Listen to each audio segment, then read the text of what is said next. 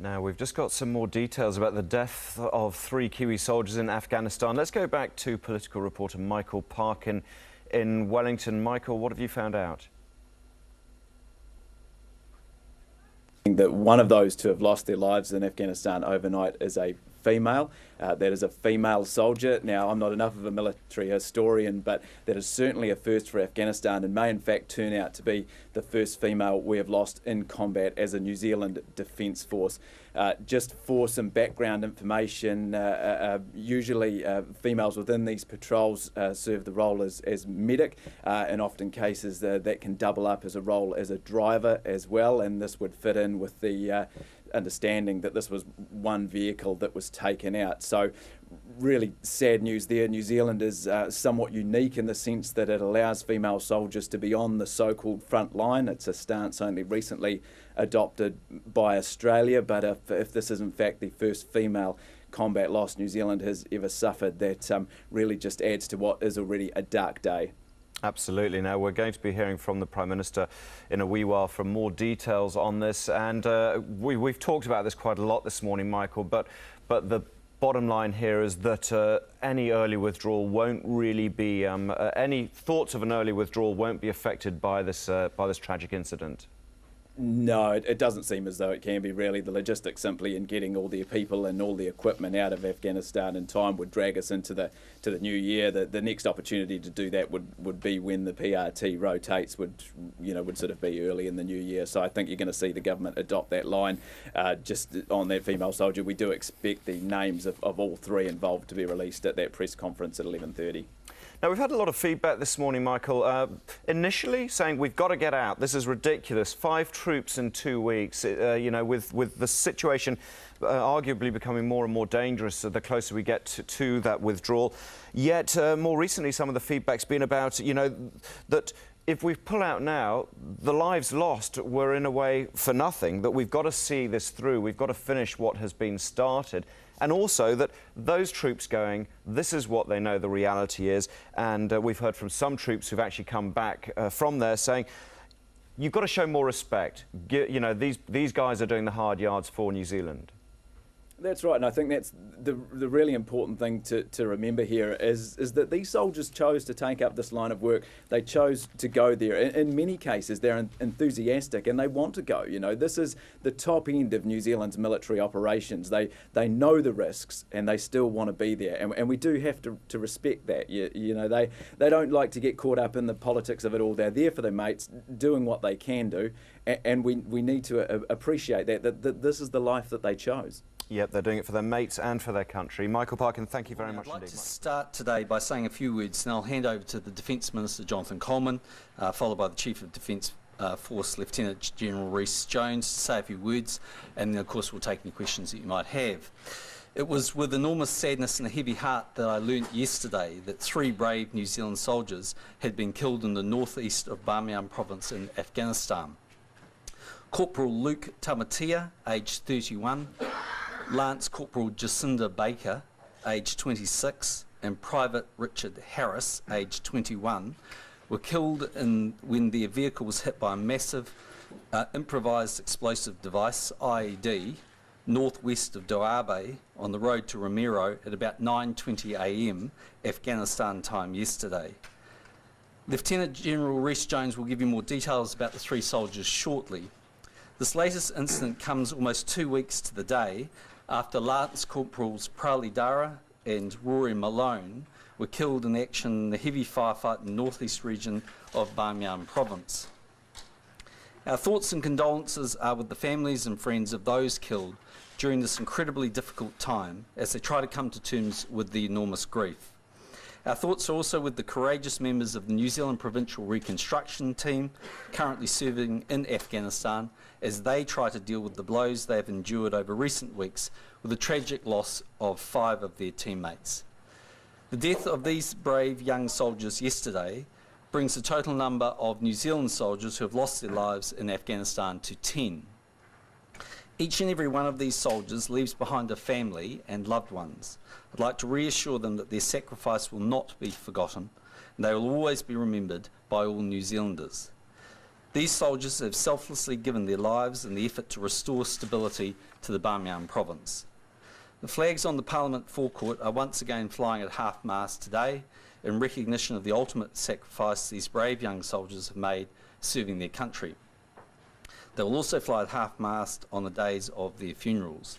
As previously stated, it is New Zealand's intention to be withdrawing our contingent from Bamiyan in 2013, and that exact date is still to be determined. Ministers have for some weeks been considering options for an orderly withdrawal from the region during 2013. While decisions still have to be finalised, it's likely it will take place in the earlier part of 2013 rather than the later. But I would add that the timing of that withdrawal has not been affected by the loss of the 5 soldiers that we've endured in the last 2 weeks. Our commitment to the international efforts in Afghanistan has not changed.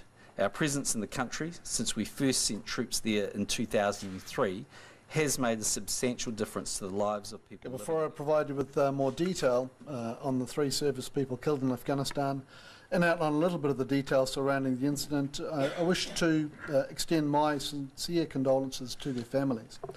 I know that today's loss will have a massive impact on these families, as well as their wider military family, and I'm sure it will impact on New Zealand. Though Afghanistan is a long way away from here, the service New Zealanders in Afghanistan do is brought close at these times by the connections with the people, family, friends and colleagues, not just those lost, but also those remaining and those who continue to work at hand. This news will also create fresh anguish for the families of our other service people killed in Afghanistan, so our thoughts are with them today as well. It's with great sadness that I can now reveal a little more information about the 3 soldiers who were killed. Corporal Luke Tamatea, aged 31, Lance Corporal Jacinda Baker, aged 26, and Private Richard Harris, aged 21. They deployed with the New Zealand Provincial Reconstruction Team in Bamiyan, Afghanistan in April 2012. All 3 were from the 2nd 1st Battalion Royal New Zealand Infantry Regiment based in Burnham. Corporal Luke Douglas Tamatea joined the New Zealand Army in February 2000 and was posted to the 1st Battalion Royal New Zealand Infantry Regiment in Linton. He deployed to Timor-Leste in 2001, to the Solomon Islands in 2003, and to Sumatra to help with the tsunami in 2005. Corporal Tamatea also had previously deployed to Afghanistan in 2007, and he was posted to 2nd 1st Battalion in 2007. Corporal Tamatea was promoted to Lance Corporal in September 2005 and to Corporal in June 2008. Lance Corporal Jacinda Francis Elise Baker joined the New Zealand Army as a medic and was posted to Burnham Regional Support Company in April 2007. Lance Corporal Baker was posted to 2nd 1st Royal New Zealand Infantry Regiment in December 2007 and deployed to the Solomon Islands in 2010. Lance Corporal Baker received a Chief of Army Commendation in 2011 for her professionalism and courage during exercise Southern Warrior in June 2008. Lance Corporal Baker was promoted to Lance Corporal in July 2008. Private Richard Lee Harris joined the New Zealand Army in February 2009 and was posted to 2nd 1st RNZIR. Private Harris had previously deployed to Timor in 2009 and between 2009 and 2010. On behalf of the entire New Zealand Defence Force, I again extend my deepest condolences and sympathies to the families, colleagues and friends of the personnel killed in the service of their country. We are deeply saddened by this loss. The Defence Force is working to return our fallen soldiers to their families as quickly as possible. We are providing support to their families as well as support to the families and loved ones currently serving in Afghanistan and to our units and personnel back in New Zealand. On behalf of the families, I'd ask media to give them the time and space they need at this time to come to terms with this news and to grieve. I'd now like to provide an overview of events as we currently understand them. On Sunday morning, Afghanistan time, on the 19th of August, a convoy of Humvees, known as Kiwi Team 4, were returning to Forward Operation Base Ramiro. They were going to Ramiro to take one of their patrol members to visit the doctor as he had a medical problem. At 0921, the last vehicle in the patrol was hit by an improvised explosive device northwest of Doabi on the road to Ramiro. I'm advised that it was a massive explosion that instantly killed all 3 people on board. The remaining people in the patrol secured the location and awaited support of helicopters from ISAF that aeromedically evacuated those killed to Kiwi Base.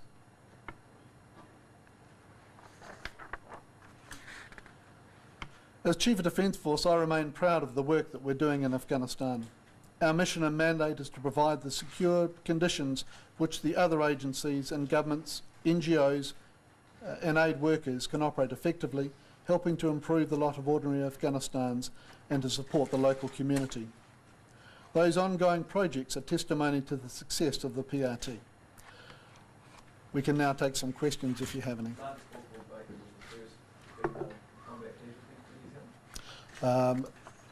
The first since the Vietnam War. We had a nurse killed in the Vietnam War, and there were females also killed in the Second World War. What do you do now in that area to beef things up, essentially? Because what you've got here is some vulnerability. For quite some time we've been working to change our style of operation in response to the improved IED capability. Disruption of IED teams, preventing them to be able to assemble their weapons, train, disrupting the supply routes is the style of operation that we are doing. This is the difficulty of when the insurgents have their safe havens in the Talawabafik area.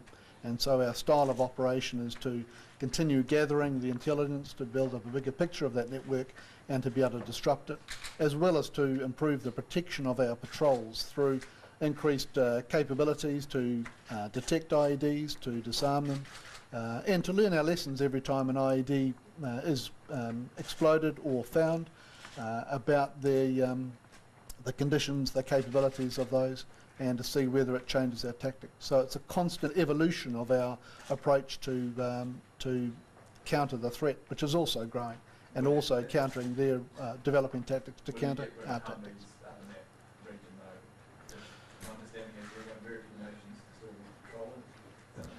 We still use Humvees because there are places in that north and eastern area that the light armoured vehicles can't go, and the mine-resistant ambush-protected vehicles are needed elsewhere where there are far higher levels of threat in Afghanistan. So the Humvees, which are still an armour-protected vehicle, are certainly better than unarmoured vehicles to operate around that area. We are very much aware of the limitations of them, but the terrain, particularly further to the west, where the Humvees will normally operate, is more benign, but it's just a matter of the mobility through the restricted roads, the steeper roads, that the light armoured vehicles cannot operate on. So we're aware of the vulnerabilities, but this is the best of the choices we have. In the last attack, you mentioned that there was an attempt to get one of the bomb makers during that last attack. Was he hit or killed, do you think, during that attack, or is he still out there and could be obviously responsible for this? Yes, he's probably still out there. The team, the Talawabafik network that operates from us has got a number of people, so we're unsure of who we were able to strike in during that attack of a couple of weeks ago. So yeah, we're still trying to track that group and find out what damage we've done and what capability still stays out there. So he could be responsible for this? It's probably likely that these IED devices had already been assembled by from 2 weeks ago when that first attack occurred.